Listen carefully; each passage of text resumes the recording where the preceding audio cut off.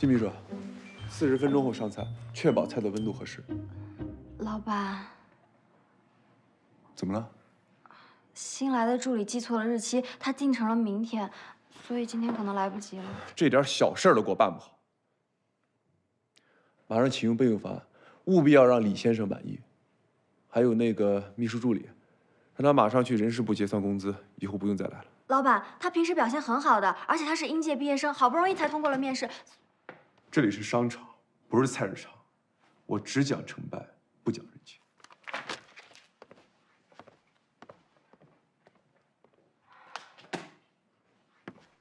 站住！你这人怎么这么残忍啊？不就是订错了餐吗？重新订购不行吗？要不要这么大惊小怪，动不动就把人家开除？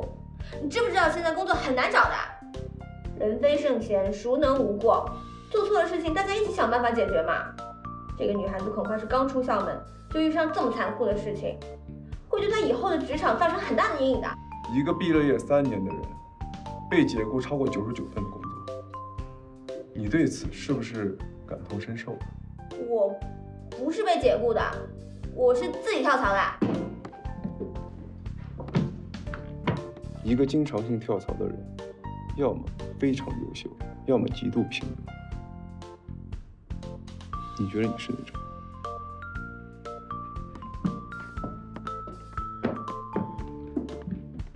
如果我可以顺利递到那家餐厅，你就把那个要解雇的秘书助理留下来，赶快跟我赌！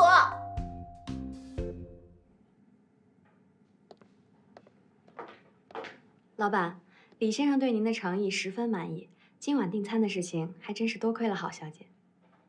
好聪明。金秘书，你都搞不定的事情，他是怎么搞定的？金秘书，现在还剩多长时间34分钟。我马上给他们的主厨打电话。你认识他们主厨？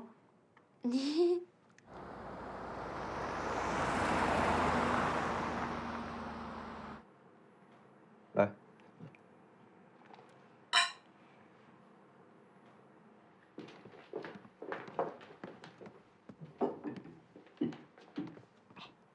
你跟那个主厨是什么关系啊？听说他的脾气很古怪，这你都能搞得定？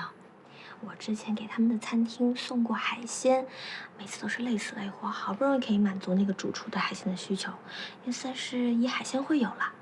他这个人啊，有一个毛病，不允许别人质疑他的水平，而且一旦有新鲜的食材，他就会忍不住马上开始做菜。所以呢，我就用挑剔的时刻激将他做菜，肯定水到渠成。这就叫做知己知彼，百战百胜。看来这个好聪明，并不是一无是处啊。其实我觉得他这个人还挺不错的。这个是他的那枚陨石戒指，是你想要的东西。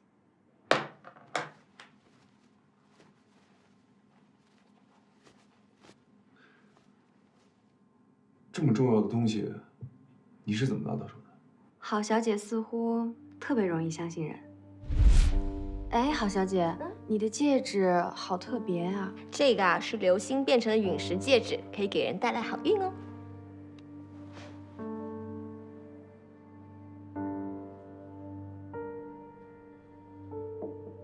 进来。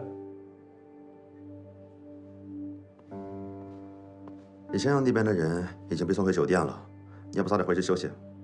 你去帮我检测一下。这就是那枚钻戒。我刚才跟我的戒指对比了一下，我觉得应该就是。那你要怎么做？他似乎什么都不记得了。知不知道真相并不重要，就像他当时无意间带走了这枚戒指一样。同时，他有可能无意间也带走了车祸现场其他的东西。只要有证据，我们早晚会找到真相。或许吧。我先检测去，你早点休息。去吧。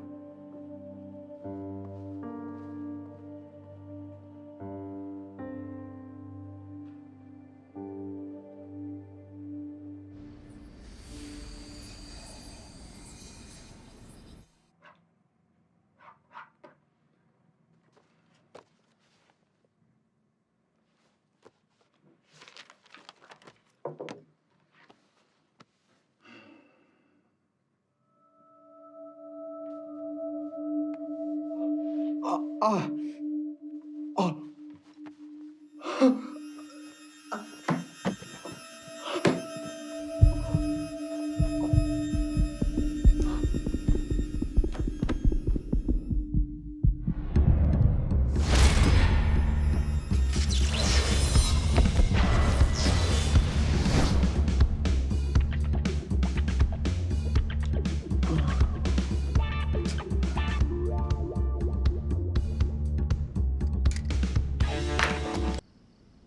这么美丽的夜晚，一个人未免有点太寂寞。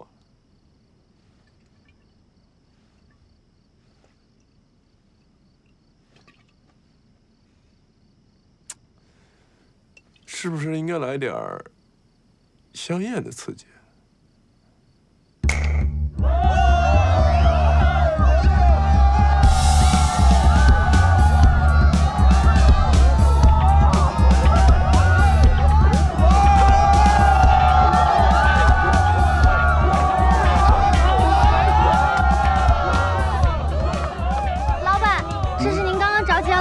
是关于池氏集团和美克拉美的合作意向书。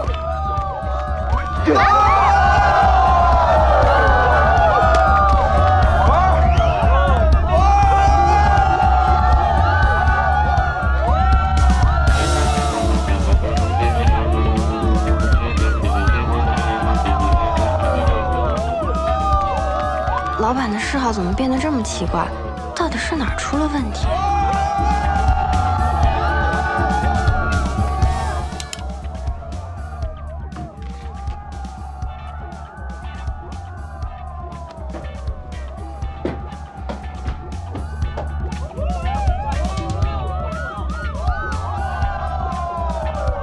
那是迟暮。